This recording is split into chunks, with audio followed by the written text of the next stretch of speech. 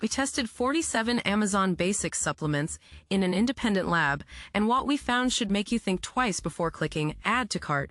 Welcome back to the Real Bio Protocol, the channel where we break down the science of peptides, fitness, and health optimization that most people will never hear about. Today, we are diving into something that could completely change the way you think about the supplements sitting in your cabinet right now. We are going to cover exactly how it works, what the real science says, the results you can expect week by week, and exactly what you need to do to get the most out of it. Stay with us until the end because we are going to give you the full protocol. Let's get into it. By the end of this video, you will know exactly which Amazon Basics supplements passed our tests, which ones to avoid, and what to buy instead. ACT1. The setup here is what most Americans believe about supplements. You go on Amazon. You see Amazon Basics. It is cheap. It has thousands of reviews. Prime shipping. Done.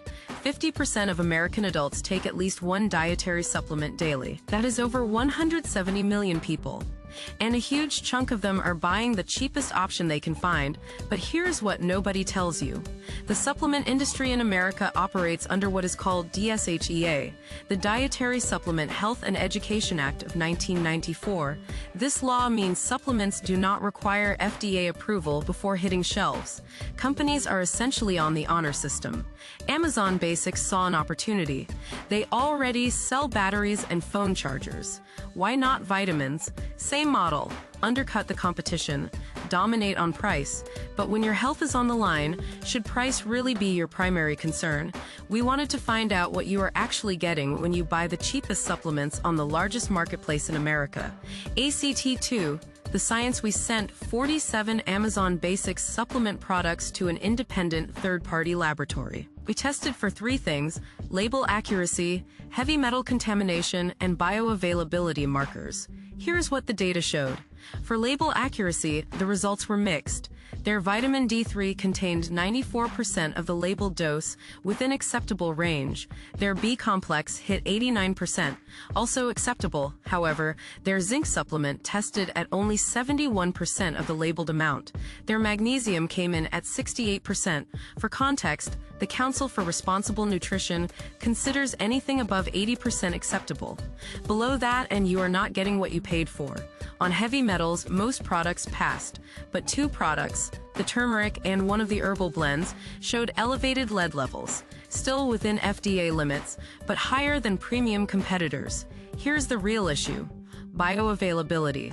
Many of these supplements use the cheapest forms of each nutrient: magnesium oxide instead of magnesium glycinate, cyanobalamin instead of methylcobalamin. These forms have significantly lower absorption rates. ACT3. How it works. Let me explain why this matters at a biological level.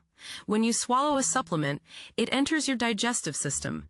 Your body has to break it down, absorb it through your intestinal lining, and transport it to cells that need it.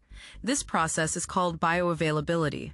Think of it like fuel efficiency in a car. You can put gas in the tank, but if the engine only burns 30% of it, you are wasting most of what you paid for. Magnesium oxide, the form used in most cheap supplements, has roughly 4% bioavailability. Magnesium glycinate has roughly 80%. You would need to take 20 times more oxide to get the same cellular benefit. The same principle applies to B vitamins. Cyanobalamin requires your liver to convert it before your cells can use it. Some people lack the enzyme for this conversion entirely. Methylcobalamin is already in its active form, ready to work immediately. This is why two supplements with identical labels can produce completely different results. ACT4. The protocol here is exactly what to do with this information. For Amazon Basics supplements that passed our tests and represent decent value, their vitamin D3, vitamin C, and basic B complex are acceptable options if budget is your primary concern. For supplements where quality matters significantly, magnesium, zinc, fish oil, and probiotics, invest in better brands. Look for third-party testing certifications like NSF, USP, or Informed Sport on the label. For any herbal supplements, avoid Amazon Basics entirely.